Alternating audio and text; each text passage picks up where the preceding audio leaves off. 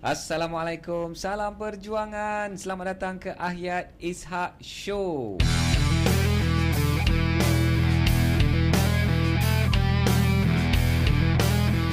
Anda bersama dengan saya, Ahyat Ishak, pengasas komuniti pejuang hartanah dan host kepada Ahyat Ishak Show, yang di mana Ahyat akan mengulas isu-isu tentang 4 perkara ni: hartanah, kewangan, ekonomi dan bisnes. Okay, lebih kurang macam itulah. Dan sebenarnya Ahyat Ishak Show ni Ahyat dah buat dah sejak tahun 2020, sejak pandemik, dan sekarang ini berwajah baru dengan format baru dalam format podcast. Hari ini, untuk kali ini, Ahyat ada sesi yang sedikit berbeza. Ahyat nak mengulas isu-isu semasa. Macam okey tak?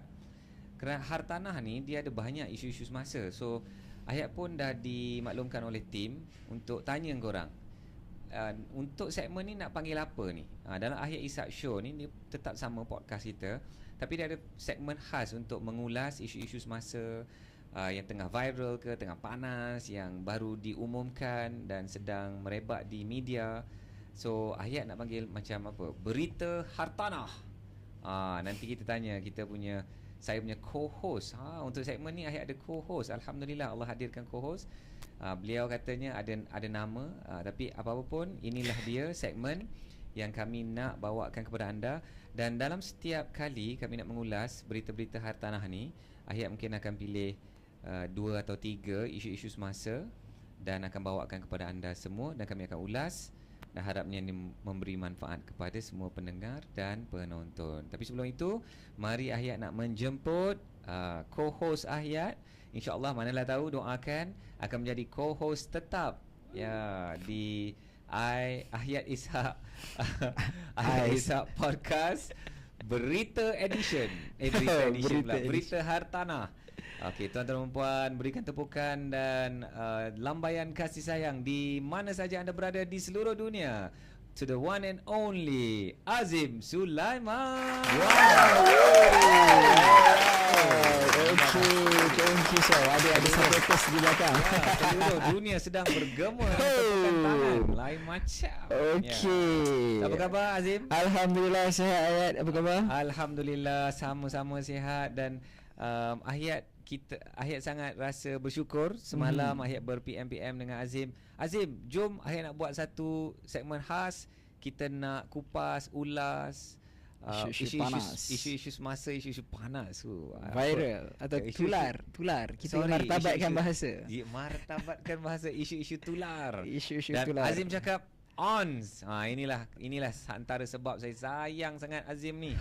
Saya pun berbesar hati dapat sekali lagi ke studio podcast Ahyat Ishak Show. So of course, bila diberi jemputan oleh saya punya Sifu, of course saya cakap yes. Wow, betul-betul. Saya kalau dengan guru-guru saya pun, saya susah nak cakap no. Betul. Kan? Okey. Terima kasih Azim. So hari ni kita ada 3. I think we just jump straight into it. Okay. Kita ada 3 isu ni. Isu ni, apa isu panas tu? Isu panas tak tahulah panas tak panas, tapi kira isu-isu terpilih. Okey. Dia bukan konsert ke apa, tak ada kaitan. Dia mengenai konsert. Dia nak juga Tak ada tadi. Kita masih isu hartanah. Isu hartanah. Diorang ingat viral je, diorang ingat isu konsert lah. Isu konsert. Kerana semasa rakaman podcast kali ini, kita baru sehari selepas satu konsert yang besar-besaran di mana di Stadium Nasional Bukit Jalil. Di Stadium Nasional Bukit. Pergi ke? Alhamdulillah saya berada di rumah. Alhamdulillah. Okey, saya tak pergi. InsyaAllah. Azim dengar kata dapat tiket ke? Azim beli tiket? Tak dapat. Tak dapat tiket, tapi nak beli je. Tak ada rezeki.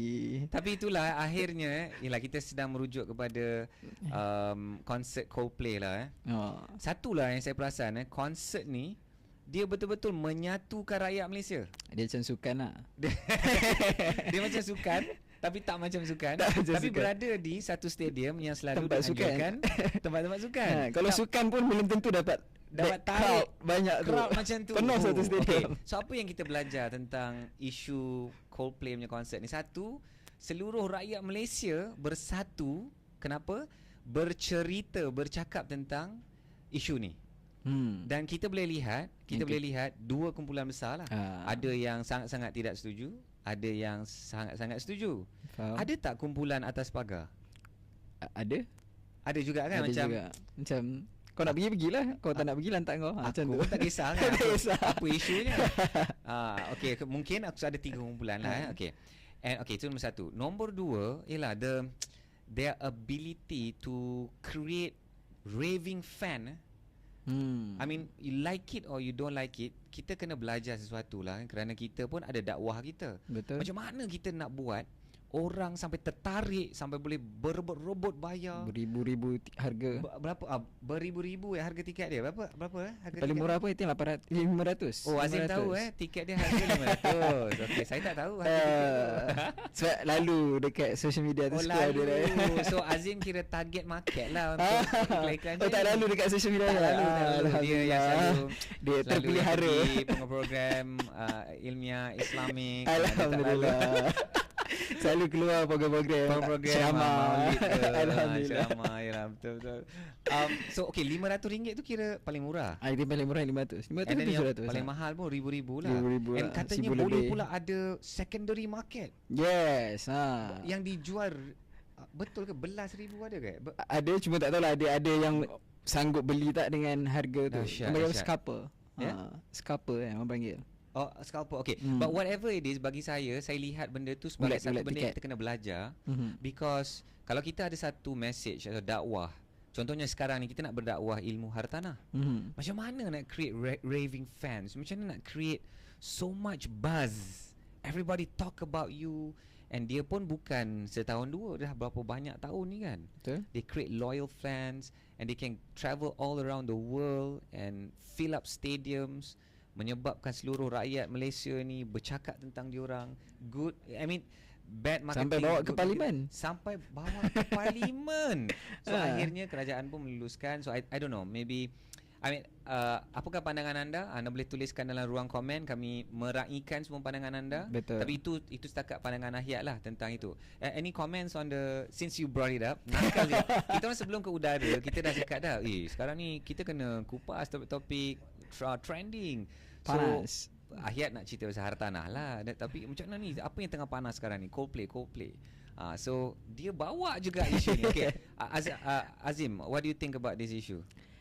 For me, as of course anak muda lah juga kan. Okay. So for me, macam saya cakap tadi, dia ada 2 kumpulan. Ada 3 kumpulan. Ada yang atas pagar. So ada yang kumpulan yang betul-betul sokong, ataupun kalau dalam istilah politik taksub. Kalau dalam parti politik kan orang taksub kan. Oh, dia ni je lah betul. Ni buat lagi satu ni salah. So dah ada dua tu. So tak kisah dalam isu Coldplay ke, isu politik ke, kita, for me, rakyat Malaysia kena belajar untuk agree to disagree lah.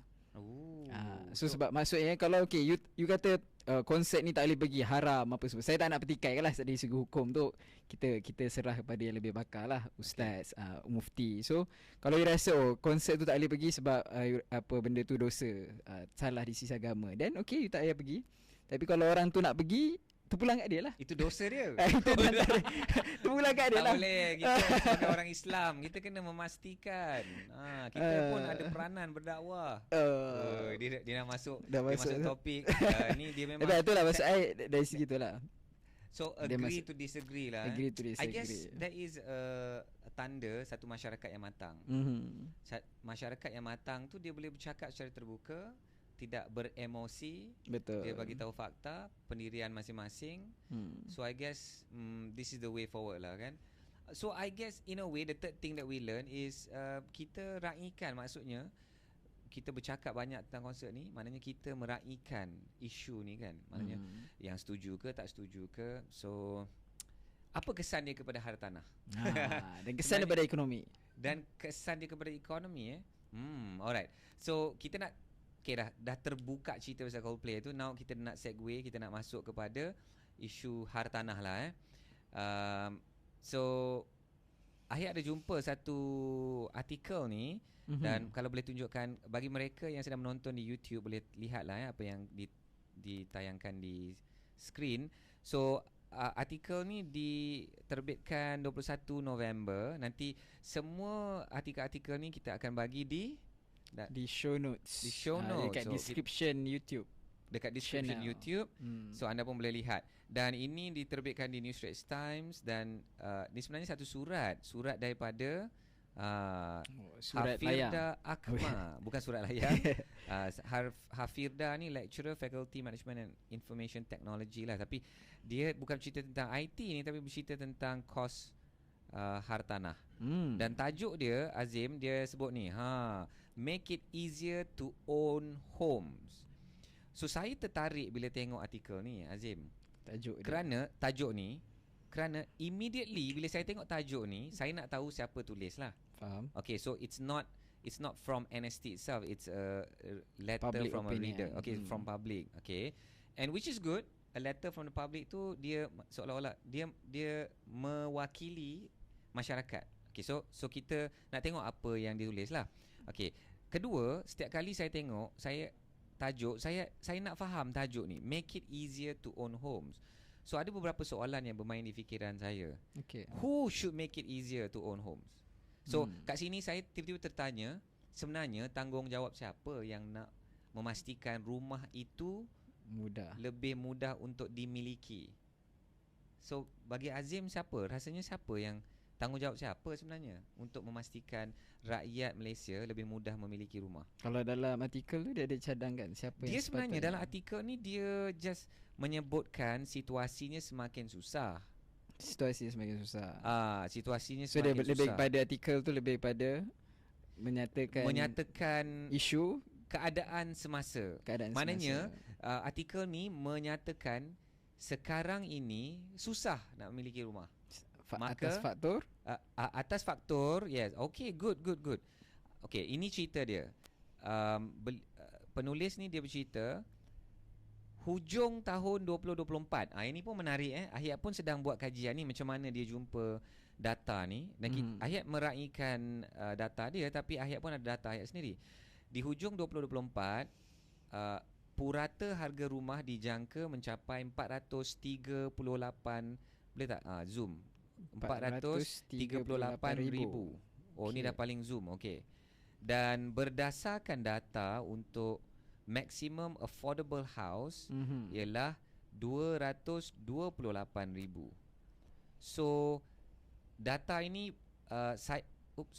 okay, Ahyat tak dapat data ni. Data Ahyat sedikit berbeza, but this is one of the reasons that she says rakyat Malaysia semakin susah nak beli rumah lah, because of harga rumah. So she's trying to say, maksudnya cara nak memudah tu, to make it easy, kita kena turunkan harga rumah lah. I think as far as she says, the government and developers and related parties in the housing industries should emphasize the construction of new homes according to certain demographics. So maksudnya adalah dalam kalangan rakyat Malaysia kita ni, walaupun purata harga rumah tu 438,967, let's say 439,000 lah according to her by end of 2024, dan adalah beberapa golongan masyarakat yang tak mampu nak bayar. Yang mampu sepatutnya 200. Yang mampu katanya 228,000. Yeah. Faham. So this is partly that, and she also mention, of course, pembeli sekarang ni ada hutang yang banyak, cost of living. Ya, kekuatan kewangan yang mungkin tak mencukupi. Tambahan lagi OPR pun dah naik, dan ini menaikkan komitmen bulanan, dan ini menyebabkan duit lebih tu dah tak cukup dah. So inilah keadaan yang dihadapi rakyat Malaysia sekarang. Okay. So tadi balik pada soalan Ayat tanya siapa, tanggungjawab siapa? Tanggungjawab siapa? It's a good question. Cuma kalau ikut artikel ni, maksudnya dia lebih kepada government developer lah, maksudnya developer. Rumah mampu milik. Maksudnya kalau ikut harga dia kata 400,000 lebih, yes. Tapi yang sepatutnya yang mampu milik 200,000 lebih. So for me, again, dia kalau kita bincang pasal isu make it easier ni, dia tengok ada yang dari segi, first dari segi kita sendiri sebagai pembeli ni, of course dari segi gaji lah. Maksudnya nak kena tingkatkan income kita supaya kita punya kelayakan tu pun automatically akan lebih meningkat. So tanggungjawab individu tu lah Individu untuk membuat rumah itu lebih mudah untuk dimiliki. Betul, tapi at the same time saya tak menafikan juga ada tanggungjawab which is kalau macam last episode saya bagi tu tentang internal and external factor. So internal factor is tanggungjawab kita sendiri as pembeli untuk tingkatkan dari segi income kita. So automatically kita punya kelayakan tu pun meningkat, tapi dan lebih mudah nak beli rumah. Lebih mudah. And then dalam masa yang sama kita juga tak salah dia nak menyatakan pandangan supaya kerajaan ataupun developer ni supaya lebih banyak rumah yang dibina tu yang sesuai dengan kemampuan ataupun kelayakan majoriti rakyat Malaysia lah. Ya. So itulah bila kita bercakap nak mampu beli rumah kan. Internal external ni sangat penting sebenarnya. Kerana orang yang banyak fokus kepada internal, maksudnya dia fokus kepada benda yang dia boleh ubah. Kalau dia fokus kepada benda yang external, beyond dia punya control. Dan kita pun dah dapat tahu banyak kajian dah dibuat kepada orang-orang yang kaya dan berjaya. Mereka ni hanya fokus kepada benda yang dia orang boleh kontrol. Betul. So benda yang dia tak boleh kontrol, dia malas nak fikir. I don't have any. Why should I spend time to focus on things that I cannot control? Like the weather. So orang yang selalu komplain pasal cuaca, sebenarnya dia meletakkan tenaga, emosi dia kepada benda yang dia tak boleh tukar pun. Dan kalau kita komplain pasal cuaca pun, kita ni sebenarnya komplain kat Tuhan kot. Exactly. So kalau nak cerita kan, so it's even worse cerita pasal cuaca. But coming back to this pun, yelah, I like your angle. Dia sebenarnya tanggungjawab diri kita sendirilah untuk memastikan mudah atau tak mudah. In fact Kak Azim, saya pernah cakap tau to some of my students, sebenarnya you all nak belajar dengan Ahyat ni nak belajar apa? Belajar hartanah kan? Okay, bayangkan semua orang ada 1 juta cash. Susah tak nak beli rumah? So sebenarnya tak lah. Jawapannya tak lah kan. You all boleh dapat 1 juta pembiayaan dengan bank nak beli rumah. Senang tak nak beli rumah? Senang lah. But then again, if you can get financing 1 million, does it mean that you should buy a 1 million ringgit house? Betul. If you have 1 million cash, should you buy 1 million cash house kan? Kat situlah datangnya ilmu untuk pilih hartanah yang betul. Exactly. Okay, don't you think so you mention juga government and pemaju pun dia bertanggungjawab lah juga kan? For me, to some extent, yes. Of course, government pun memainkan peranan. Especially untuk mungkin kita cakap dari segi golongan yang B40 lah. Maksudnya yang berpendapatan rendah. So, kita ada rumah mampu milik. So, kita nak pastikan macam mana golongan yang berpendapatan rendah ni, apa yang kerajaan boleh bantu dari segi perumahan ni untuk pastikan at least diorang ada satu kediaman ataupun satu rumah untuk own stay. Okay, Azim, I want to say one statement. See if you agree. Okay, ada dalam satu program, Ahyat pun pernah sebut benda ni. Ada dalam satu program Astro. Okay. Ahyat ada mengupas isu-isu hartanah dan ada live caller. Dia telefon, hello, saya sekian-sekian, saya gaji 2,000 lebih, lelaki saya ada 6 orang anak. Macam mana saya nak beli rumah? Okay. Dan saya jawab macam ni, bang, banyak fikirlah pasal beli rumah. Abang fokus naikkan gaji dulu. Rumah boleh sewa dulu. Lepas dah naik gaji, nak beli rumah, boleh beli rumah lah. I mean, something like that lah my jawapan. And yang itu masa tu dia okay lagi. Tapi Ahyat pernah juga bagi sort of the similar advice, and benda tu kat TikTok, dan benda tu kena kecaman yang teruk. Masa yang dulu tu tak ada TikTok lagi. Tak ada kena kecam because ya betul. Zaman tu belum belum ada. So tak ada kena kecam. So tak adalah tempat dia orang nak kecam sebenarnya. Tak viral lah benda tu. Kecam tapi tak ada TikTok. Tak ada TikTok. Oh, okey. Dan masa kat TikTok tu saya ingat lagi antara komen-komen dia cakap, lepas tu yang group B40 ni tak ada rumah senanglah kau cakap. Ingat senang ke nak naik gaji? Tapi masalahnya orang yang bergaji RM2,000, they have a lot of other problems in life. Betul. And buying your own house is not one of the main problems that they have to solve. Because you need to increase your income. Memang kita kena naikkan pendapatan kita. Ada seorang sifu dekat US ni, dia cakap apa tau? Kalau gaji kau, dia cakap bahasa Inggeris lah, tapi ni alih bahasa lah. Kalau gaji kau bawah $10,000 US, tak payah ceritalah hartanah. Okay, engkau naikkan dulu gaji kau $10,000 sebulan. Minimum baru, 10,000. Baru datang jumpa aku. Macam tu lah dia punya bahasa tu, Sifu tu. So, kalau ayat keluar statement tu kat Malaysia, Oi, kalau saya keluar statement tu kat Malaysia, apa jadi? Tak ada lah orang datang kelas ayat. Astagfirullah. Jangan. Ya ke guys? Yelah, Macam tak tu ada ke? nak tunggu gaji dia 10,000. So orang yang gaji 10,000 tak nak belajar? Gaji kalau kita gaji 10,000 is T20 lah kan. 12,000 kan? 12,000, 12,000. So 20% of rakyat Malaysia je. 20% of 33 million is still a lot lah kan. That's interesting lah. But yelah, kalau keluarkan statement tu kat Malaysia kan, sangat pedih tu sebenarnya. Betul, tapi dia What's your thoughts bercerita pasal ni? I think agree juga, betul. Maksudnya tengok dari segi komik, macam tadi yang ayat bagi contoh Dead Caller tu, gaji 2,000 lebih dengan anak ada 6 orang.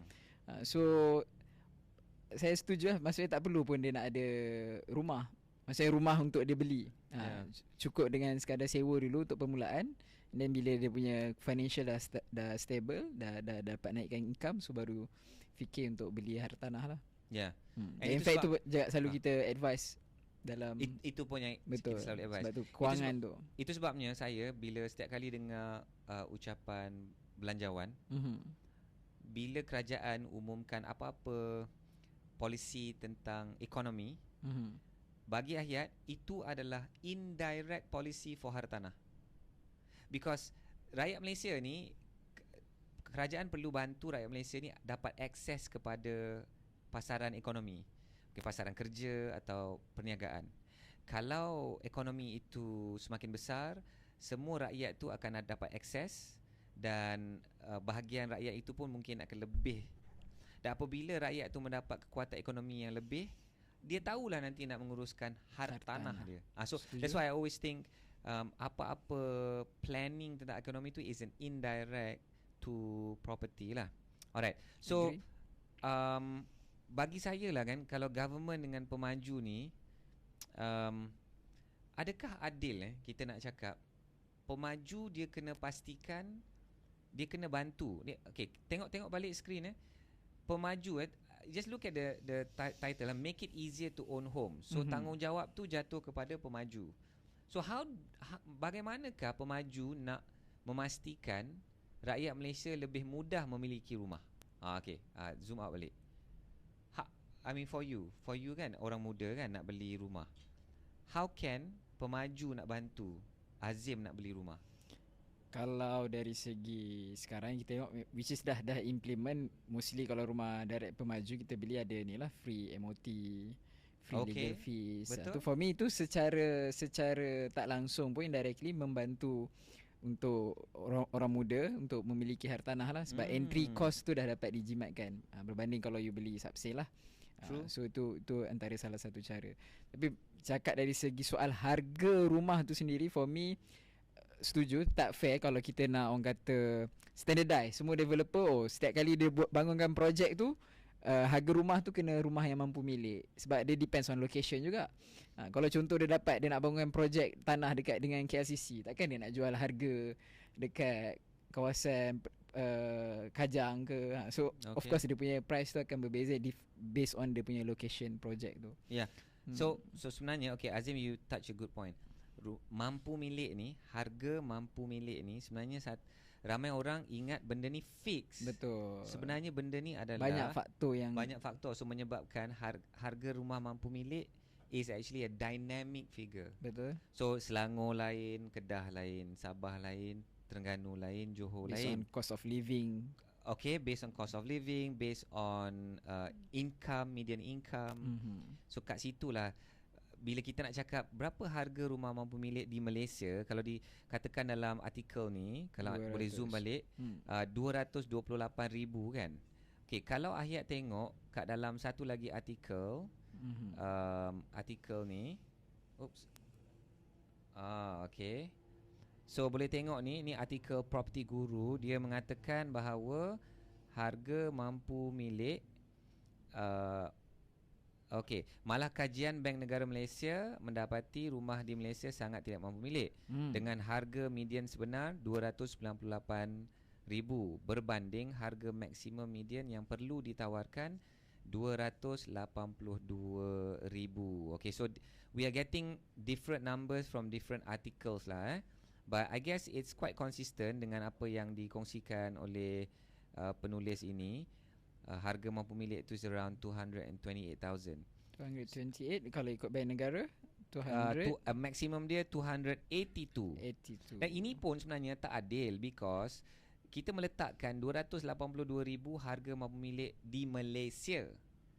So maybe kat Kedah tu kat KL tak fair lah. betul. Nak letakkan benda tu at 282 kan. Ataupun mungkin kalau what if kalau harga tu sama tapi different dari segi size or even type. Maksudnya kalau dengan that harga, that price 280,000 dekat Kedah boleh dapat terrace 2 tingkat. Okay. Tapi kalau dekat KL dapat low cost apartment. So you mention something very important. Mampu milik bukan sahaja dinamik berbeza-beza di setiap negeri.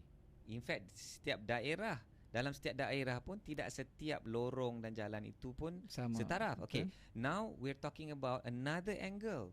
What kind of house pula? Kat sini pun baru-baru ni Ahir berbual dengan Datuk Nazri yang juga menjadi tetamu di podcast Ahir Ishak Show. Kita pun selepas tu masa makan bercerita tentang pemaju menjual property size 300 square feet, 400 square feet. Di manakah kedudukan hartanah yang saiz macam tu? Apa manfaat dia kepada pasaran hartanah untuk dua jenis kumpulan ya? Untuk orang yang menggunakan rumah untuk own stay, 400 square feet. Suami, isteri, nak anak seorang dah impossible dah. Because sometimes dia tak ada bilik pun. Okay, then more to studio. It's like a studio.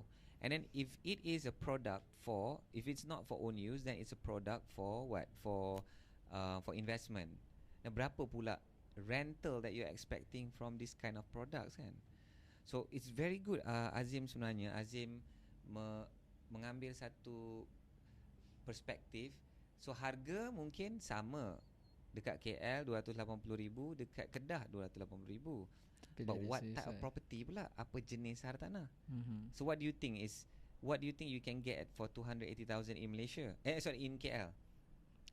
Of course high rise lah, apartment Lah kan? Okay. And least. what do you expect to get maybe in Kedah kan? Ya, kat Kedah of course maybe boleh dapat landed tak tahu, nanti kita check it out. Kedah 280,000 boleh dapat tak double story? Kalau setakat Diang dekat, ke oh yo. Mungkin ya. Tapi if you talk about Kedah pun tak adil kita cakap pasal Kedah because Kedah pun ada Kedah Alostar, ada Kedah Kulim, ada Kulim Kedah High-Tech. Sungai Kulim High-Tech, ada Kedah Sungai Petani, ada Kedah Kok Diang, Pendang. Pendang. Langkawi. Oh, yang tu pun kita boleh kupas tu isu pelancongan. Yes. Oh, okey, nanti mungkin isu tu isu hangat tu. Isu hangat pasal pelancongan. Kata ramai ke Thailand. Yang tu pun sedih jugalah So rasa macam nak kupas terus Okey, tahu. Okey. So inilah Tapi dia. kalau ayat pilih apa? Saya pilih Langkawi ke Hat Nyai lah, Hat Nyai. Langkawi ke Hat Nyai? So itulah kan, bercakap pasal Langkawi atau Hat Nyai ini bukan topik yang dirancang. Tapi lah ni I bagi tahu tim kan. Kita ada target tahun ni. So tahun ni kita ada target dan kita nak capai. Kalau capai kita nak pergi Hat Nyai. Tapi kalau I bagi tahu dia orang, geng, kalau kita capai target kita nak pergi Langkawi. Okay, seriously, I nak tanya. Tak, tengok. Apa reaksi korang kalau I cakap A, Hat Nyai, atau Krabi? Kita cakap Krabi hari tu kan? Krabi atau B, Langkawi. Korang nak yang mana? Oh, nak A. Tengok. Because of what? Luar negara ada pakai pasport. So rasa best lah.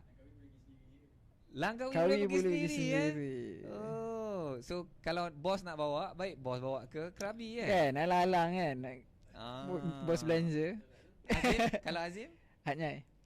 Oh, because of food. Because of food. Tapi kalau rakyat Malaysia tu belum pernah pergi Langkawi, Memang Itu tak kita kena sah. tanya orang tu. Tak sah kot. Kena pergilah Langkawi. Boleh ke kita cakap macam ni? Sebagai rakyat Malaysia, sebelum you nak pergi ke mana-mana destinasi, Krabi ke Jaya ke Phuket ke, you kena pergi Langkawi dulu.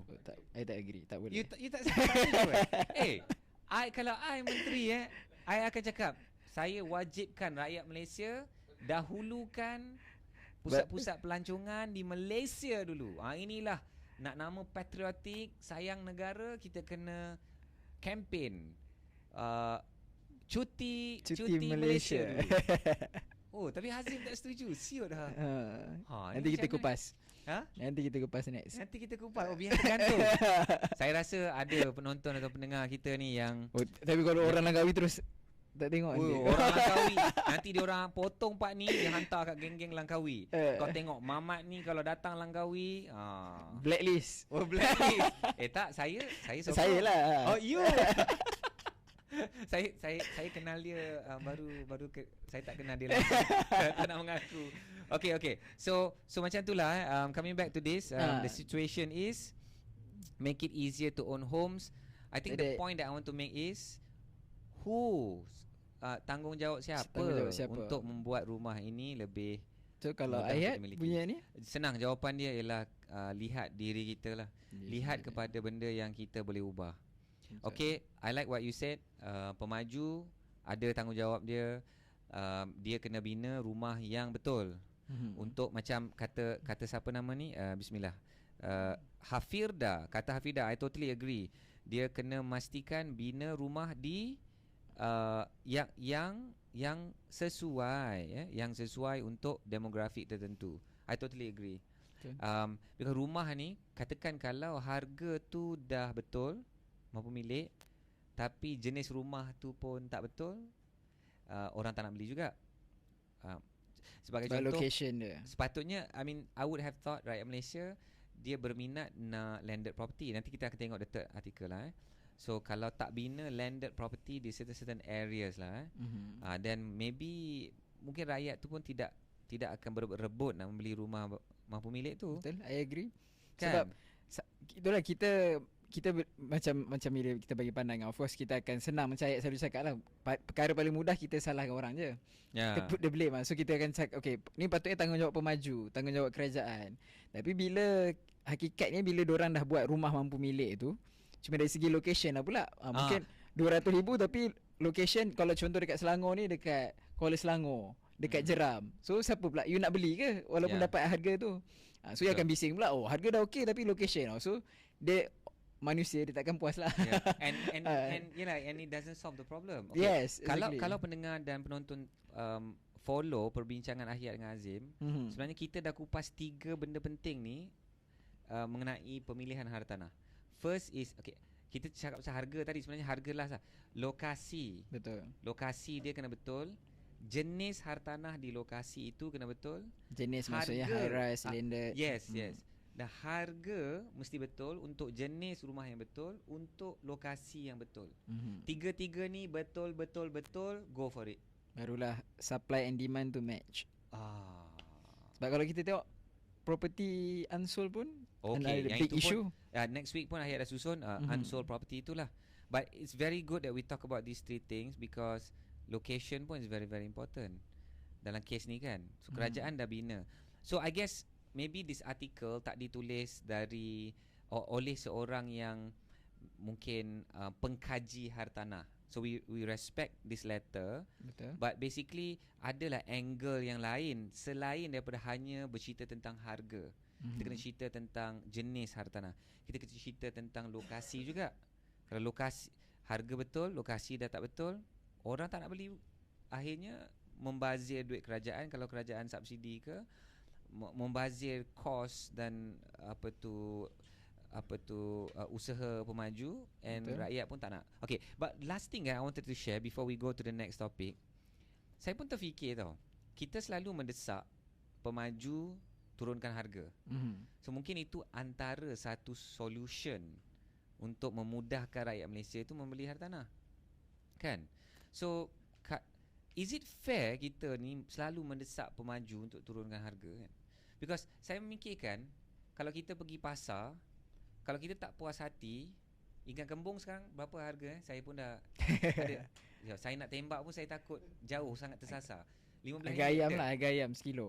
Harga ayam sekilo sekarang ni dah tak, dia dah tak ada. Dia dah Sekarang diapung kan? dah diapungkan. So sekarang berapa harga ayam? 12 ada lagi 16 Okey, Tapi seekor lah. Seekor. Bukan sekilo. Seekor lah. Nampak sangat saya ni tak pergi pasar lah. Isteri saya pergi pasar. So kalau seekor tu 2 kilo, so RM8 lah lebih kurang. Ya. So contohnya kalau orang jual cili merah. Cili merah sekarang berapa? Somebody just get the price. So maksud saya just find out what's the price. Okay, maksud saya macam ni. Kalau kita mendesak pemaju turunkan harga rumah, dia sama juga macam kita mendesak, kenapa you jual Cili ni mahal? Cili ni I get your point. RM15 sekilo, you kena jual RM12 sekilo. Okay, and adakah cili RM12 sekilo di Kuala Lumpur dengan cili RM12 sekilo di Pahang, di Kuantan ke, dia setaraf kan? Dan berapa? Sebut je. 15 kilo. 15 kilo. Okay. So RM15. sama juga dengan pemaju ni. Kita ni nak mendesak because orang kata pemaju menjual hartanah ni satu barang yang keperluan rakyat. Dan makanan juga keperluan rakyat kan. And then bila kita berfikir kerajaan perlu membantu rakyat lebih mudah memiliki rumah. So what are some of the things that kerajaan can do for you, orang muda? Yang macam you sebut tadi. Dari segi entry cost. Tak dari segi nak memiliki rumah. Dari segi memiliki rumah. So kalau baca dari segi kerajaan punya side mungkin macam which is dah implement sebelum ni pun, dari segi skim untuk pembiayaan untuk 10% deposit tu. Okay. Kita panggil apa nama skim sebelum dulu ni? My Deposit. My Deposit. Sekarang RM30,000. SRP skim rumah pertama. Skim rumah pertama SJ, pun dah SJKP. tak ada. SJKP tu lebih kepada skim jaminan kredit. pembiayaan. Pembiayaan. Tapi kira still boleh dapat 100% lah. Yes. Loan kan. So maksudnya itu antara salah satu yang government boleh take action lah untuk bantu. Okay. Yang tu sangat membantulah. For me yes, sebab untuk 10% deposit tu pun untuk permulaan. Cuma again bila benda ni pun ada juga yang apa orang kata financial advisor yang tak setuju juga benda ni. Sebab kalau 10% deposit tu pun you tak mampu nak kumpul, so maksudnya you tak mampu pun lah nak beli hartanah tu. So macam Ayat cakap tadi, lebih baik you tak perlu pun beli hartanah, but instead you kekal menyewa dulu, and then at the same time you tingkatkan you punya pendapatan supaya you sendiri dengan pendapatan bila dah bertambah tu akhirnya layak untuk membeli hartanah. So ada je ada beranggapan yang ada beza pandangan. 100% pembiayaan ni pun tak bagus untuk rakyat kan. Betul. But for me dia does help. Dia kena bantulah, dia kena bantu kan. Betul. And kerajaan boleh bantu dari segi stamp duty. Yang waive untuk beli rumah pertama bawah RM500,000 kan. So this kind of things really help lah And one more thing tak disebut dalam artikel ni, bank pun kena bantu juga. For example, saya ingat lagi masa saya beli rumah yang pertama, saya dapat jenis pembiayaan yang step up. I cannot remember the exact details, but macam ni lah, lebih kurang macam 3 tahun pertama bayar rendah sikit. Yes, which is bayaran still ada sekarang. 3 ke 5 tahun sekian banyak, and then 6 tahun seterusnya dia bayar seperti biasa. Banyak tier. Dia ada kena tengok balik my letter offer, but that's what I remember, and dia sangat membantu Azim, because apa yang pendapatan saya hari ini tidak akan kekal seperti itu, insya-Allah. Dengan usaha, dengan peluang yang ada, dengan rezeki Allah tentukan tu, insya-Allah pendapatan kita akan bertambah. So bila pendapatan bertambah dan ketika itu pembiayaan bayaran bulanan pembiayaan saya itu dah makin meningkat, saya boleh mampu. Betul. Tapi that's a few years later. So all this step up financing ni bagi saya dia sangat-sangat membantulah. Tapi sekarang ada lagi? Rasanya ada. Yang itu kita boleh tanya soalan ni kepada bank. Kalau yang as far as I know ada, tapi yang bank sotong lah yang I tahu. Dia cuma dua tier je. First 5 years you bayar sekian, which is rendah, tapi tahun ke-6 dan seterusnya sampai tahun ke-30 atau 35 tu, so bayaran yang sama lah. Okay. So imagine kerajaan, pemaju, bank, semua ada cara-cara nak membantu rakyat memiliki rumah. Tapi kita sendiri tak nak bantu diri sendiri. Betul. So sebenarnya kan, tak ada siapa boleh tolong. At the end of the day, tak ada siapa yang boleh tolong. Dan segala pertolongan kita harus bergantung kepada Allah lah, of course kan. Exactly. Dan akhirnya kita kena berusaha sendiri. Kena berusaha sendiri. So I like this article. I want to say thank you to tadi siapa tu? Betul. Tak melekat namanya. Lecturer tu, daripada yes. Hafirda fakulti. Akmal Musaddad. Siapa yang kenal ni boleh tak tag dia ke atau komen ke kan. Betul. Lecturer di Faculty of Management and Information Technology. Saya dulu student IT, tapi di Unit 10. Student IT. Yes, saya graduate IT. Okay. Mungkin ayat boleh tulis surat pula apa ni? Saya itulah kan. Saya pun tak tulis surat. Kita ni pandai nak komen surat orang. Okay. Tapi for me, I agree lah kita raikan. Sebab that's why saya cakap ada internal factor, ada external factor. So of course macam ayat cakap, kita should sepatutnya fokus kepada internal factor tu, tingkat benda yang within our control, yang kita boleh tingkatkan, kita boleh kawal, berbanding kita fokus kepada external factor. Tapi macam saya cakap, tak semestinya kita terus abaikan dari segi external factor tu tanpa kita suarakan pandangan, bagi kritikan ataupun bagi cadangan. Sebab contoh, kalau I bagi contoh relatekan dengan last episode waktu I cerita pasal public transportation. Itu antara masalah dekat rakyat Malaysia, especially orang muda bila dia start bekerja. So first komitmen yang dia terpaksa buat adalah komitmen hutang kereta. Sebab kalau nak mengharapkan public transport dekat Malaysia, especially Klang Valley ni pun belum betul-betul sufficient. So nak tak nak terpaksa memiliki kereta untuk nak ke tempat kerja. So that's why dalam masa yang sama, kita external factor tu, which is government tu, kita kena push jugalah government supaya from time to time diorang keep improve our public transport. Okay. Alright, so kita dah selesai dah mengupas isu pertama. Sebenarnya terselit juga isu Coldplay tadi. Isu makin senang ke nak membeli rumah ni. Dan kita ada juga mengangkat isu Tapi Langkawi. kalau isu Coldplay tu dia kaitan dengan hartanah juga. Apa?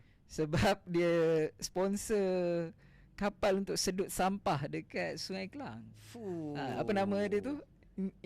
Inceptor apa, saya tak ingat. Oh, dahsyat. Dia sedut sampah. Dia sedut sampah tu. Dahsyat lah. So kerana itu kita patut menyokong mereka.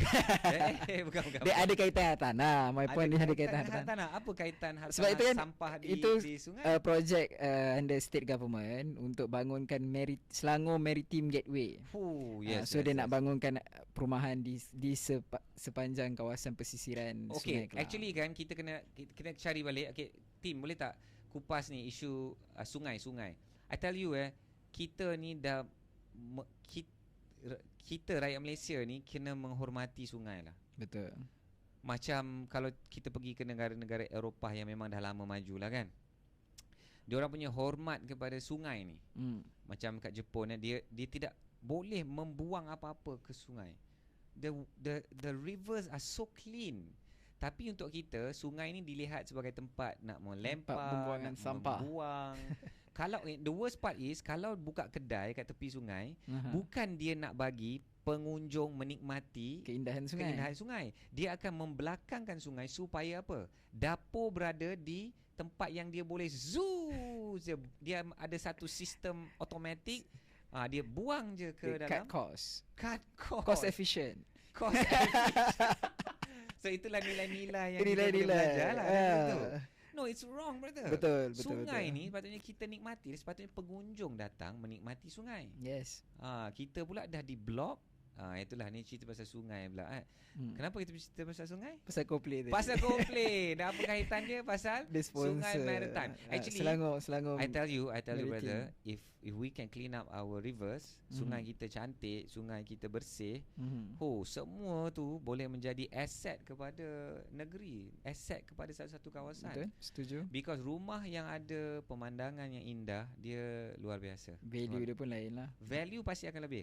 Okay, Ahyat pun selalu cerita benda ni. Banyak pula kupasan-kupasan ni. Nanti kan dah tak ada benda nak kupas untuk episod-episod akan datang. Tapi I just want, before I forget lah, saya ada tanya seorang pelabur hartanah daripada US. Dia membeli hartanah di seluruh dunia. Termasuk Malaysia. Termasuk mungkin tak. Mungkin tak. Masa tu saya jumpa dia kat Singapura. Okey. Dengan anak dia yang jelita. Okey, tak ada apa-apa kaitan, tapi saya ingat momen tu Sebab anak dia. Bukan. Masa saya jumpa dia, anak dia ada kat sebelah. Oh, okey. Dan dalam hati saya berbisik, ya Allah, lawanya anak dia. Saya tak tahu, saya boleh ingat momen tu. Okey. Dan berbalik kepada cerita asal, okey. So bila you dapat berjumpa dengan seorang pelabur yang dah membeli hartanah di seluruh dunia. Okey. Kalau Azim dapat like 3 minutes dengan dia. I don't think maybe it was 3 minutes, 2 minutes, 3 minutes. Okay, let's say 3 minutes. Kerana dia dikerumuni orang nak bertanya, bersusun-susun, berebut-rebut nak tanya dia soalan kan. And you get that moment sampai kat turn kita. What would you ask? Kalau I mungkin tanya dalam banyak-banyak property yang dia beli tu, whole world. So mana property yang paling best dia pernah beli seumur hidup dia? Okay. Dan sebab apa? Azim, I ask the same question. I ask the same question but in a different way. Okay. Because you buy all over the world. What is that one factor that you will select property with, right? Apa faktor utama yang you pilih? So of course maybe banyak lah kan. Dan dia macam berfikir, dia cakap dalam bahasa Melayu, dia cakap dalam bahasa Inggeris lah. Saya akan pilih hartanah yang ada elemen air. So I was like, that's interesting. Then even for investment. So I guess he goes a lot for capital value, capital appreciation. And maybe if like holiday lettings pun ada juga potensi untuk dapat pendapatan sewa yang lebih tinggi. But basically it's quite true tau. Mana-mana saya pergi kalau kita pergi kat Australia, kalau pergi dekat Turki, kan bangun apartmen-apartmen yang ada view Bosphorus Sea tu kan. Bayangkan kita melihat laut yang sama yang Sultan Mehmed pun lihat apabila dia dibesarkan dulu kan. Dia naik kuda dan dia dibesarkan oleh penjaga dia kan, mentor dia tu. Dan ayah dia pun akan selalu bercakap, engkaulah satu hari akan menakluki Konstantinopel. So laut yang sama, bayangkan. Itu laut yang lagi signifikan kepada orang Islam tu lagilah. So hartanah-hartanah yang termahal di Turki is some of those that were facing the Bosphorus Sea yang sangat-sangat indah. Kalau selalu tengok cerita K-drama tu, dia sungai apa nama tu? Saya lupa dah. Dekat Seoul. Yeah. Hand River. Ni ramai geng-geng K-drama juga. Okay, you look up that name. Okay, so one thing that I notice, hartanah contohnya dekat Australia, dekat Europe, saya pergi ke Germany, saya pergi ke macam Turki dan sebagainya kan. Elemen air tu sangat-sangat penting dan dia akan menyebabkan hartanah tu ada satu tarikan yang luar biasa. Capital values dia pun stronger. Maybe dalam keadaan krisis, hartanah-hartanah lain yang bak kata Dave Ramsey, which is not on the water. Not on the water ni bukanlah bermaksud dia dalam air tu, tapi dia tidaklah di sebelah yang ada direct access kepada mungkin tasik yang cantik, lautan atau sungai yang cantik.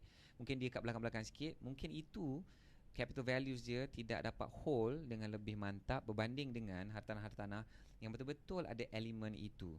So yang itu pun kita boleh kaji dengan lebih detail dan Ahyat pun lebih suka untuk memberikan satu pandangan itu bila ada fakta yang jelas, fakta yang jelas. Okay, so no worries. Yes, dapat betul, tak? Han River. Han River. H-A-N. Han River. H-A-N. Ya. Han River. Kita pun agaknya banyak belajar dengan kerajaan-kerajaan tempatan di South Korea. Cara pengurusan sungai, cara mereka membangunkan sungai. Kalau tak silap dulu saya pun ada juga dengar delegate daripada mungkin kerajaan Selangor atau maybe it was a study team from the Malaysia delegates ke yang selalu pergi ke negara-negara luar ni dan dia nak tengok macam mana dia buat ni saya ingat masa Malaysia nak buat the River of Life. River of Life. Kan kita Kuala nak- Lumpur, KL. Ya, KL kan kita nak buat River of Life is a mega billion project. It's a mega project and it's not an easy project because kita bukan sahaja kena bersihkan sungai itu di mana kita nak lihat sungai itu. Betul. Tapi kita kena bersihkan Sepanjang. sungai itu di pangkalnya. Kalau pangkalnya asyik ada kilang yang tuang petrol lah dengan Sampahnya. sampah, can you imagine apa yang sampai kat kita kan? So it's a very very big project lah. Kalau Ayat sendiri untuk Dream House, Oh, Ahyat pernah kongsikan juga ada elemen kalau dalam, not because of that man and that man's daughter. Okay. That's Tapi man- okay, saya kena ni kerana disclaimer ni penting. Betul. Kerana Ini ditonton oleh isteri saya juga, insyaAllah.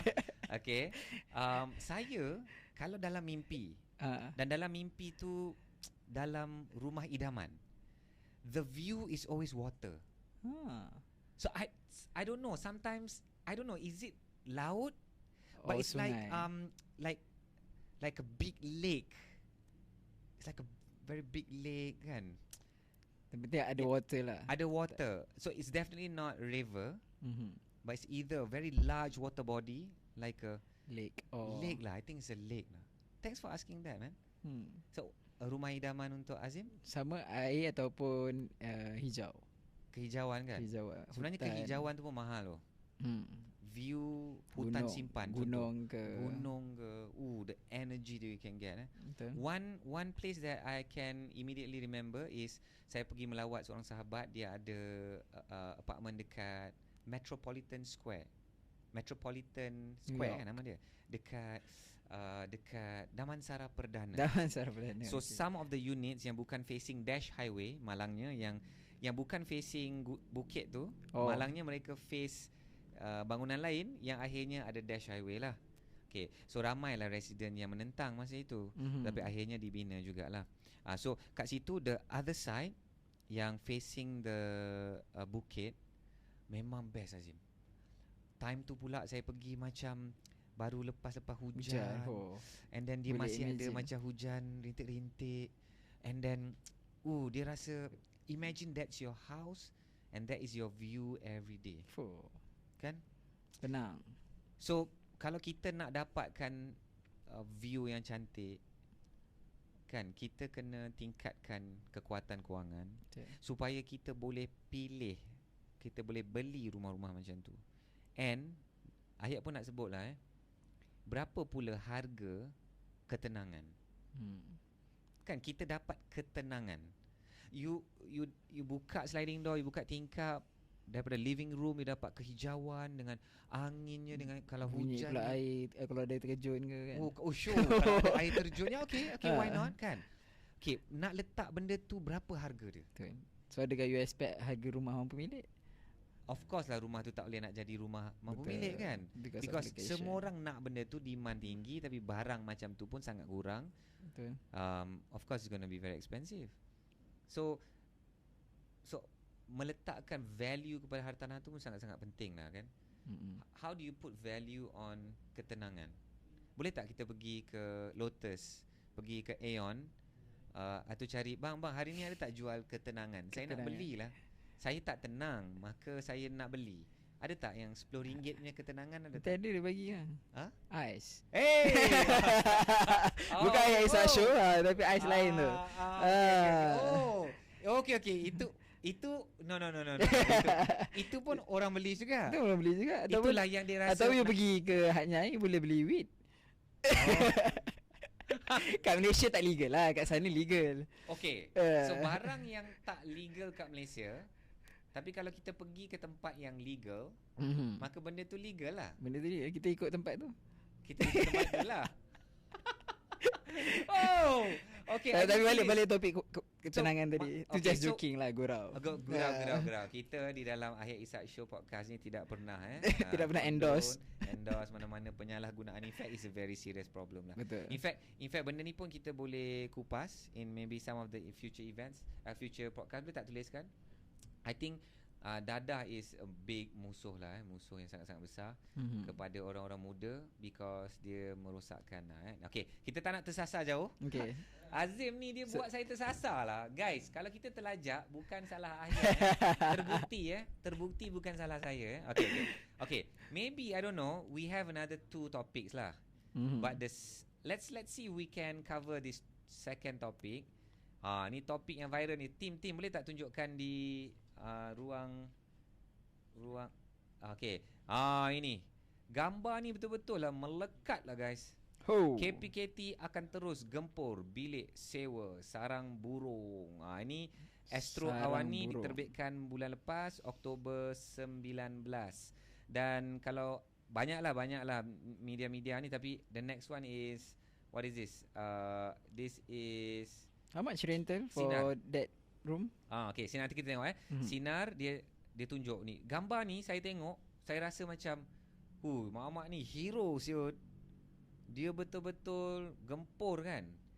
Dan bila gambar ni kita tengok, ya Allah, ni memang betul, ni bukan, dia ada sebut tau, bilik sarang burung seumpama liang lahat. Saya lagi suka nama liang lahat tu daripada sarang burung. Sarang burung kan? Sebab sarang burung saya teringat roti canai. Roti canai sarang. Roti Janganlah pergi rosakkan nama sarang burung tu. Kita order roti sarang burung. Roti sarang burung. Azim selalu beli kat mana? Kat kedai, kalau ada roti canai tak kisah mana-mana. Semua kedai boleh buat mesti dah boleh. Yang saya pergi ialah kat Hatini. Section 10 Shah Alam. Tu sedap juga, betul? Sedap. Dia boleh siap buat, I think macam 2 kan. 2 itu dah jadi roti jantan pula. Tapi tu kalau dari segi harga dia T20 sikit lah. Itu harga T20 kan? Harga T20.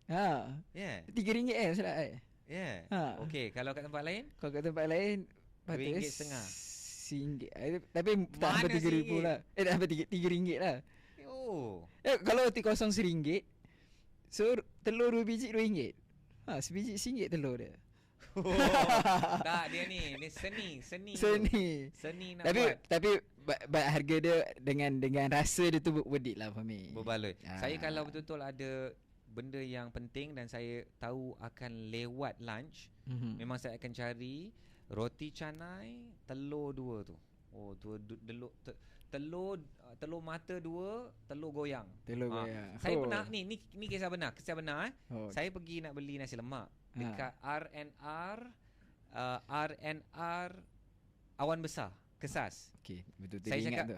Yes. Saya cakap, "Bang, abang tu best. Abang tu rock tapi dia dengar nasyid." Alhamdulillah. Tiap-tiap pagi dia akan pasang nasyid kuat-kuat. Ingat dia dengar Coldplay dengan nasyid. Bukan Coldplay, tak.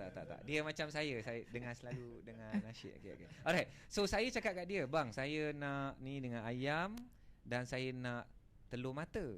Tapi telur mata saya nak goyang. Saya tak nak yang kering." "Oh, abang suka dangdut Dia cakap, "Oi." Dia bagi dia. Masa terus dia belanja lagu dangdut. Tak. Dia tahu dah.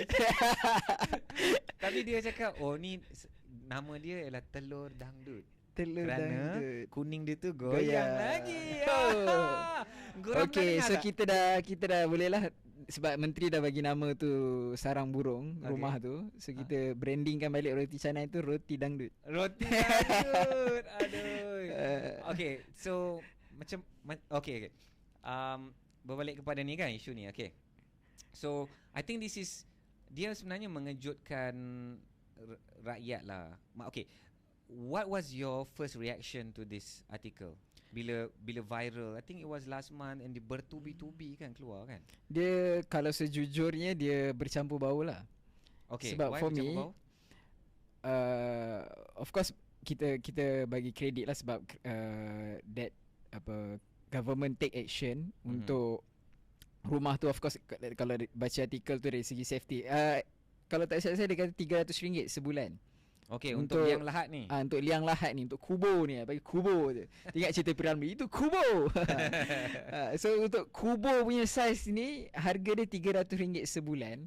So of course kalau kita tengok dari satu angle, kita akan nampak this is ridiculous, tak berkemanusiaan. Itu orang cakap macam Israel, macam Yahudi, kapitalis dan sebagainya lah. So tapi from another side pula, yang I terfikir, kenapa ada maksudnya kalau ada orang sanggup sewa kat situ, maksudnya ada demand.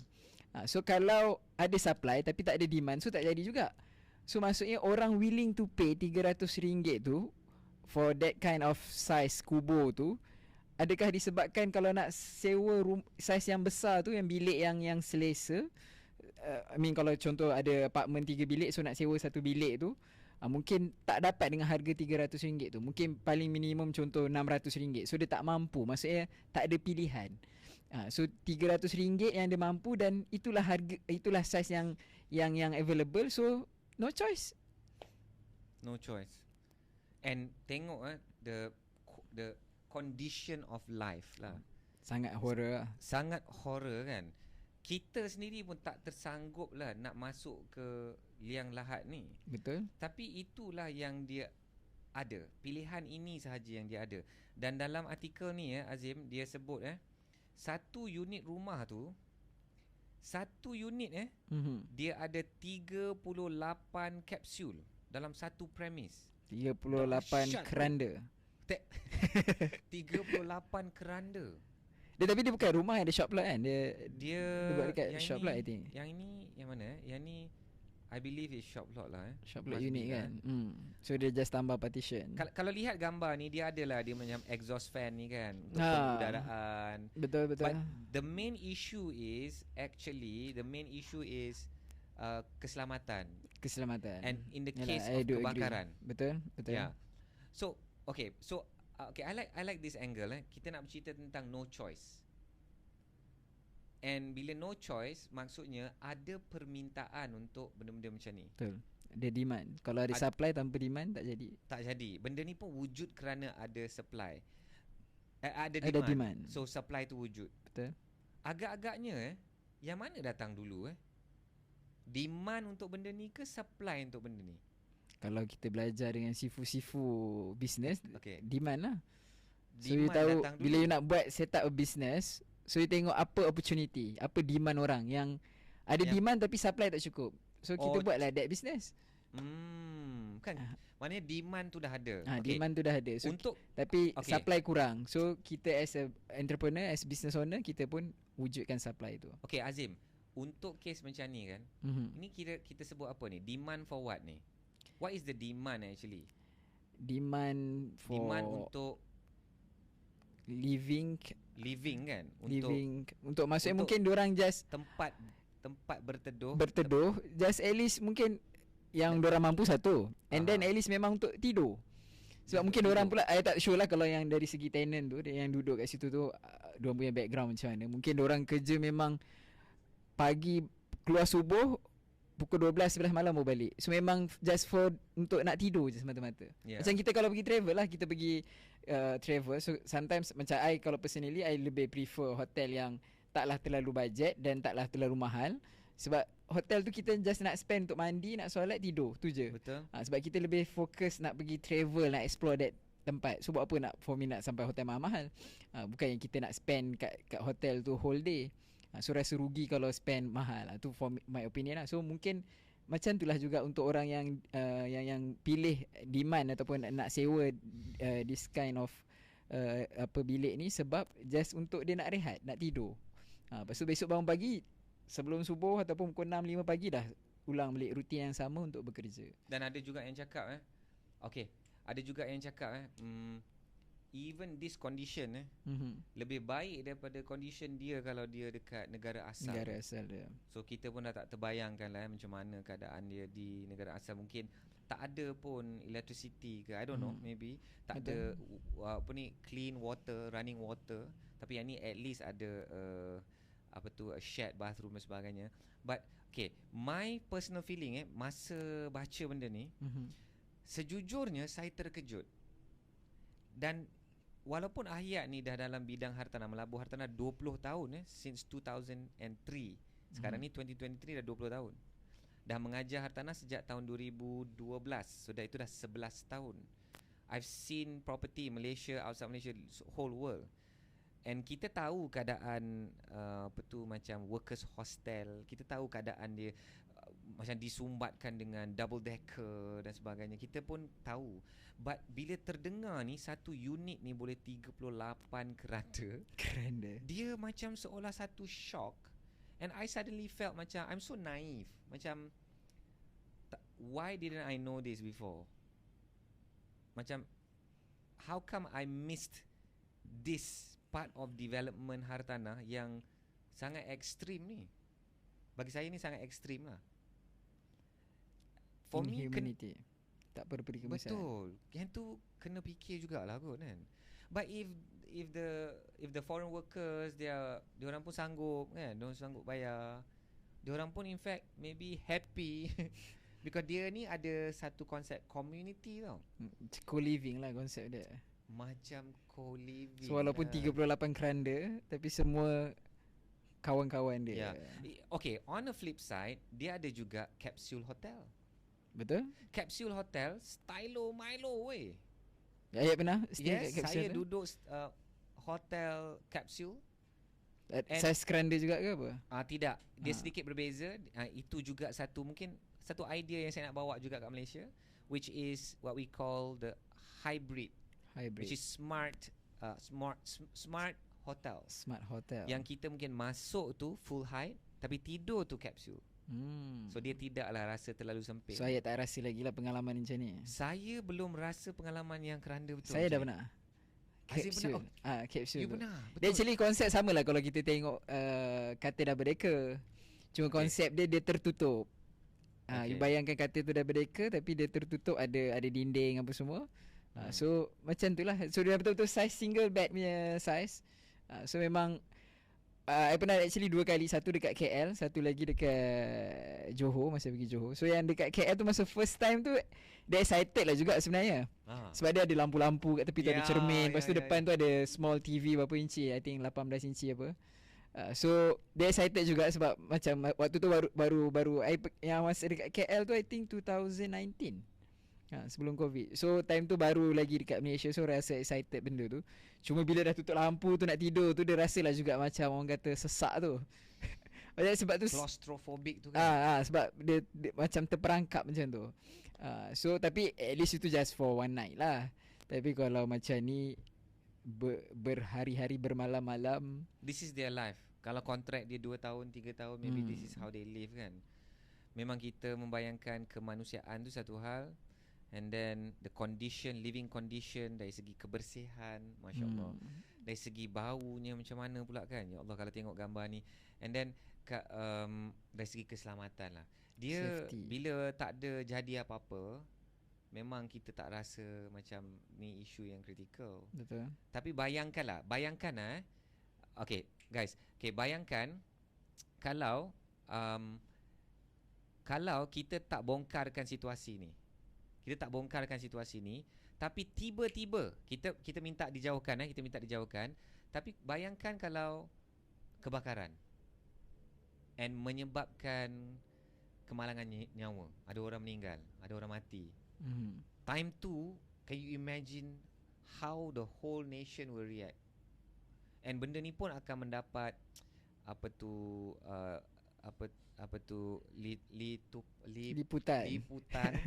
liputan antarabangsa juga. How living conditions on pekerja-pekerja pula kan.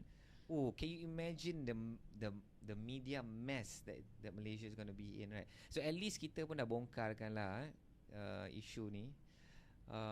Cuma moving forward apa? Itulah. So dia basically setiap hartanah itu dia ada undang-undang dia. So sebagai contoh, di Kuala Lumpur, sebenarnya di setiap negeri pun kan baru-baru ni berapa bulan bila yang Oktober I think. Oktober yang keluar kan satu perkeliling oleh DBKL kepada semua pengerusi JMB dan sebagainya kan, dan Management Corporation. Dia kata apa, sila pantau tempat-tempat anda dan pastikan tidak ada unit-unit yang di mana dibina illegal partition. Sebenarnya untuk shop lot dan sebagainya pun kita kena minta kebenaran daripada DBKL dulu untuk kita nak pasang dinding ke, untuk apa kan, untuk urusan bomba. So because isu dia adalah untuk keselamatan. Safety. Okay, another one that we have to also kupas is the latest instruction by DBKL pasal partition haram tu. Kita elok kupas lah isu ni, but dia berkait jugalah. Dia berkait juga kerana yang itu dibuat oleh geng-geng subletters. Dia tambah bilik untuk menambahkan potensi revenue untuk satu hartanah, and selalunya hartanah jenis residential lah. Tapi of course ada geng-geng subletter dan co-living kat dalam commercial property, and also co-working kat dalam commercial property jugalah. Ya. So moving forward, benda ni memang kena kawal lah kan. Dia memang kena kawal.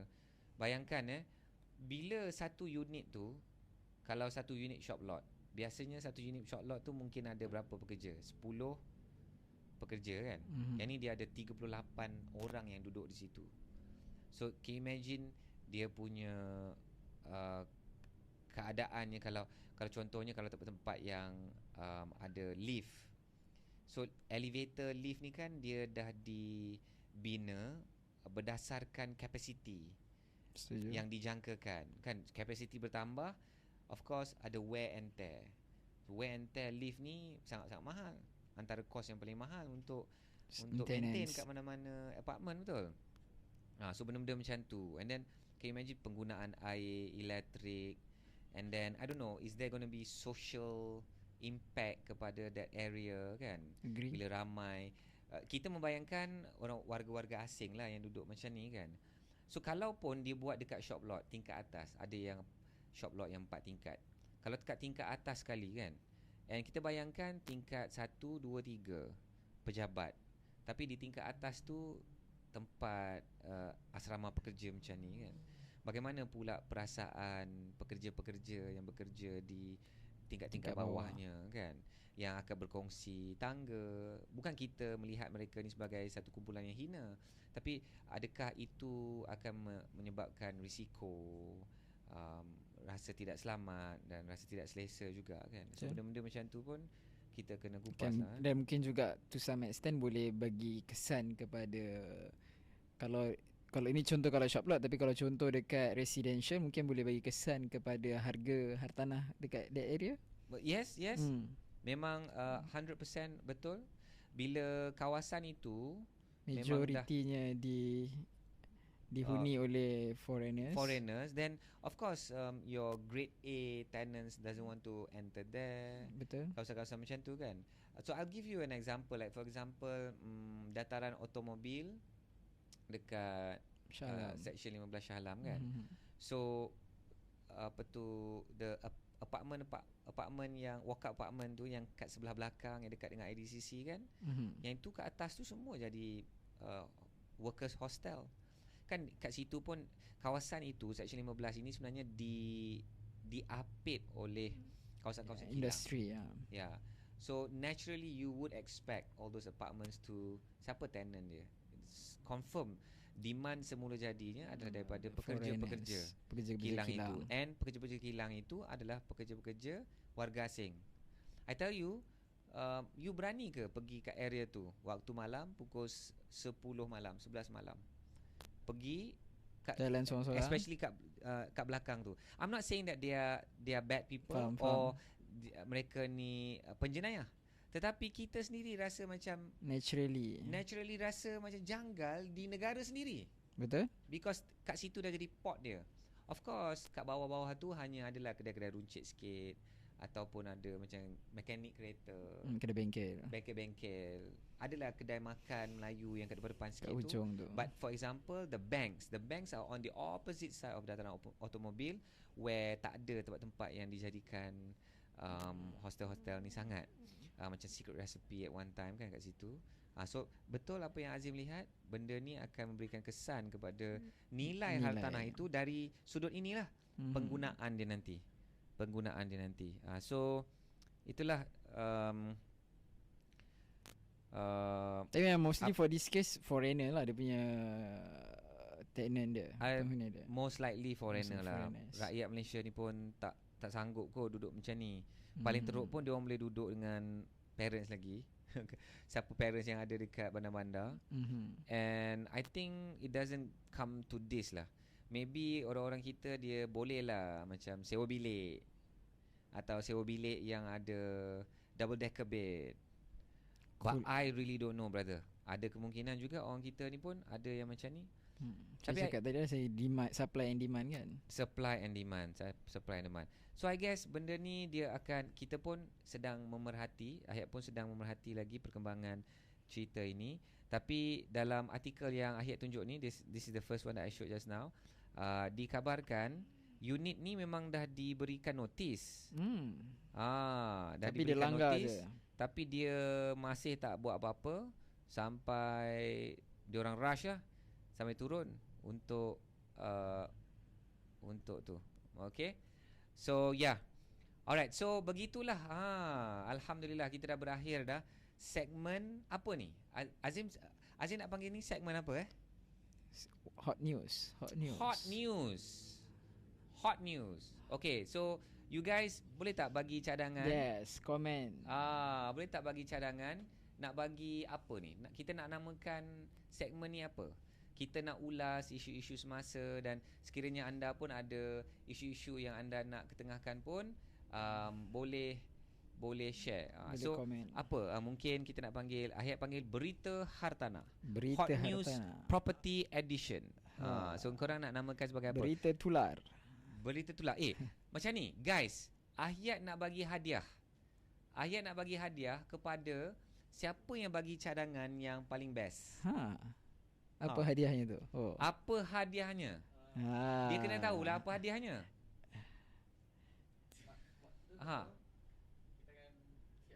Apa hadiahnya? Korang nak hadiah apa? Takkan nak hadiah rumah sebiji. iPhone nanti dia minta tak? Nanti dia minta iPhone. Tadi iPhone boycott. Apa tak. Sekarang ni apa yang benda yang trending yang macam watch ni apa? Watch ni ada tak? Tu dapat BR. Bukan ni, bukan jangan. Tak, smartwatch. Kalau dapat BR I nanti komen sendiri. Apa smartwatch sekarang RM100, RM200 ada tak? Fitbit ke apa-apa ke macam tu? Okey, saya macam ni. Okey, sahabat-sahabat semua, dia namanya benda tu apa? Benda tu namanya apa? Smartwatch lah. Smartwatch Smartwatch. Okey, guys, okey, saya nak tanya anda. Ni ada satu competition, peraduan. Saya nak namakan segmen Ahiyat Ishak Show khusus untuk Ahiyat dan Azim, ulas dan kupas isu-isu hartanah semasa. So Azim cakap apa tadi? Hot news. Hot news. Ahiyat nak namakan sebagai berita hartanah. Okay, whatever lah. Tapi dia kena lebih kepada hartanah, because kami akan cari kisah-kisah hartanah je yang related kepada hartanah lah kan. So kalau anda berjaya cadangkan nama yang kami suka, Ahiyat suka dan kami suka, Ahiyat akan hadiahkan anda dengan satu Fitbit smartwatch. Okey tak? Macam okey tak? Okey, style tak? Ke nak hadiah lain? Okey kan? Okey. Alright. Hadiah. Team dapat pun free. Team okey, terbuka Team kepada nak. team sendiri. Okey, fine. Team pun boleh. Okey. Tapi saya dah namakan saya punya Berita Hartanah. Okey, di dalam Ahiyat Ishak Show. Azim, Hot News Hartanah. Hot News Hartanah Edition. Nampaknya macam saya suka nama tu. Tapi kerana dia host, dia tidak berpeluang untuk, dia tidak layak disqualified. Disqualified. Sorry brother. Disqualified. Okay, dah pakai fake account nanti. Anyways kan guys, thank you so much. Ahiyat rasa seronok lah pula dapat mengupas isu-isu semasa ni. In fact, Ahiyat pun nak ada satu tempat yang Ahiyat boleh luahkan perasaan and berikan pandangan. Tak adalah sangat luahkan perasaan kan, but at least there's a lot more other issues. In fact, kalau hari-hari lain, because hari ni kita ada kupas 2 isu.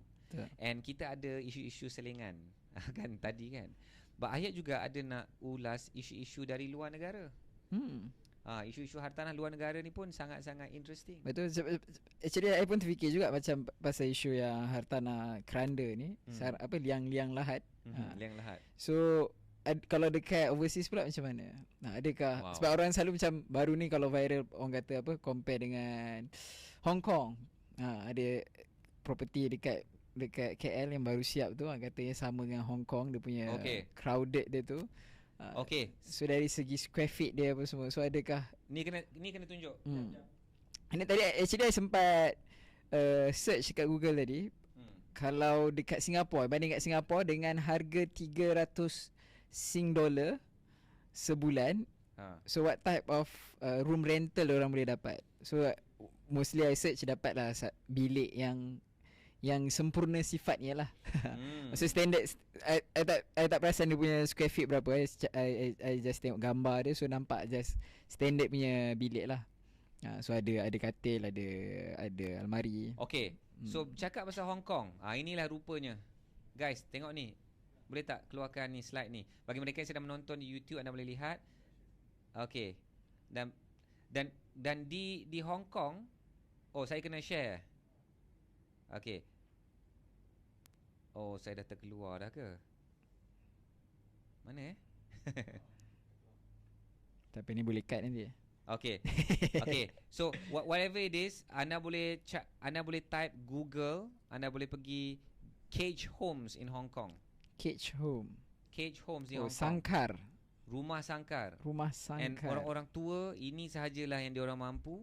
Satu sangkar yang disebut sebagai ada disebut 200,000 rakyat Hong Kong hidup di rumah-rumah sangkar. Rumah-rumah sangkar is so how much rent per month? Ada yang kata 1,800 Hong Kong dollar. 1,800 Hong Kong dollar. 1,000 ini dia. Boleh lihat macam ni. Cage. Inilah rumah-rumah cage. This is how extreme it can be. In Hong Kong. 1,800 So that is ada yang kata 2,400. So I guess macam bahagi dua dia a little bit more than bahagi dua. So it's like so maknanya satu sangkar tu lebih kurang 55 kaki persegi sahaja. So bayangkan 55 kaki persegi. So macam 5 kaki darab 10 kaki. So size keranda jugalah. Boleh kata size keranda. Okay.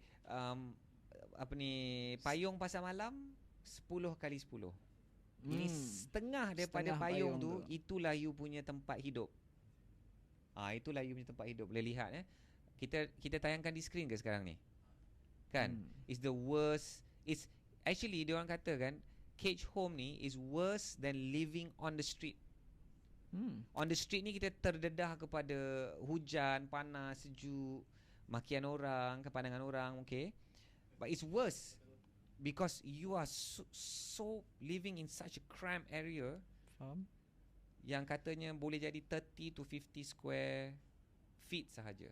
So this is there, as you can see, this is as bad as it can get lah. So adakah Malaysia akan jadi macam ni satu hari? My opinion, at the rate we're going, yes. Especially in KL. Yes.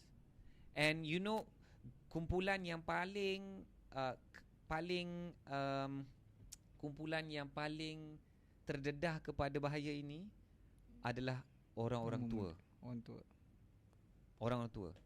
So soon Malaysia is going to be a aged population. 65% rakyat Malaysia yang above 65 years old ni dia akan reach a certain percentage kan. Majority. So ramai orang-orang kita tidak bersedia untuk hidup tua. So when that happens, is sangat-sangat mengerikan. Inilah dia. Sebab macam tu lah, retirement fund semua.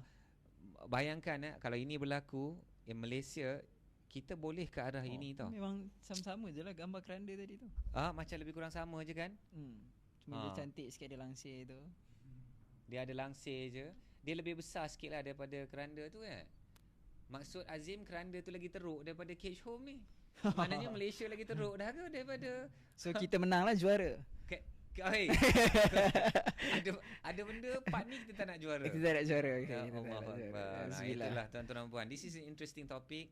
So I want to say thank you to sahabat-sahabat semua yang bersiaran hari ni bersama dengan kami. Bantulah kami untuk war-warkan. Ahya Ishak Show ni dah lama, sejak 2020. Tapi dia kembali dalam format yang baru, dalam style baru, style podcast. Dan harap-harap sangat mendapat sambutan dan anda juga dapat enjoy. Bukan saja enjoy mendengar celoteh-celoteh ni, tapi along the way dapat belajar sesuatu. Because ilmu hartanah ni kita kena selalu sembang-sembang. Kita kena wujudkan kesedaran terhadap ilmu hartanah Setuju. ni. Ya, daripada kesedaran itulah baru kita boleh memulakan untuk kita ni nak berjuang untuk hartanah. Tanpa kita ada sedar tu, kita tak boleh nak berjuang dulu. So I guess if we can always have this conversation, Azim, kalau kita boleh kerapkan lagi. Saya tak tahulah Azim sudi ke jadi co-host tetap. Of course. Of course. Of course. Dia dah cakap dalam kamera dalam kamera. Dah recorded dah.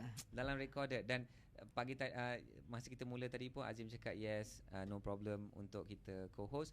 So doakan kami dapat teruskan. Apa actually your hasrat What is your impian for this podcast bila kita dapat ulas isu-isu semasa ni? Kalau tanya saya, kalau kita ada podcast macam Keluar Sekejap yang membincangkan isu-isu pasal politik basically ataupun pasal ekonomi juga. So kita ada podcast hartanah yang membincangkan isu-isu berkaitan hartanah lah. Sebab saya cakap tadi, of course dari segi internal and external factor tu, kita lebih sepatutnya fokus kepada internal factor within our control. So itu yang sepatutnya kita bagi lebih tumpuan. Tapi dalam masa yang sama, kita jangan terus abaikan external factor. Kita still kena menyuarakan pendapat kita, pandangan kita, supaya pihak yang berkaitan tu take action lah. So itulah usaha kita. Okay. So maksudnya kita tak adalah just orang kata buat posting kat social media, maki, kritik, tapi kita tak ada bagi cadangan, tak ada bagi solusi. So inilah tugas ataupun main hasrat kita dekat podcast ni, sebab kita nak bincangkan secara ilmiah dan kita nak bagi kritikan ataupun cadangan yang membina. Wow, dan mana tahu Ahya Ishak Show ni boleh spin off jadi Azim Sulaiman Show. Ingat tadi nak cakap, ingat ni menteri yang gambar tadi kita tunjuk tu, dia dengar podcast kita. So dia akan take action lah. Suara-suara hartanah yang kita bawa. Dan kita pun mana tahu kita boleh jemput menteri. Suara hartanah ke kita bagi nama ni, Suara Hartanah? Suara hartanah tu memang saya dah pernah segmen Suara Hartanah. Kita nak bagi hadiah. Kita bagi dulu. Alamak, kalau dah jumpa dah. Tarik balik hadiah tu. Tak apa. Kita dengar. Kita dengar dulu apa cara. Kita demokrasi, jangan risau. Yeah. Okay, so thank you so much guys, and thank you Azim. Thank you so much. Alright, thank you so much. Alright, so sehingga kita berjumpa dalam episod yang seterusnya dalam Ahya Ishak Show, di mana kita akan mengulas isu-isu hartanah semasa. Sehingga itu kita berjumpa lagi. Assalamualaikum warahmatullahi wabarakatuh. Selamat berjuang.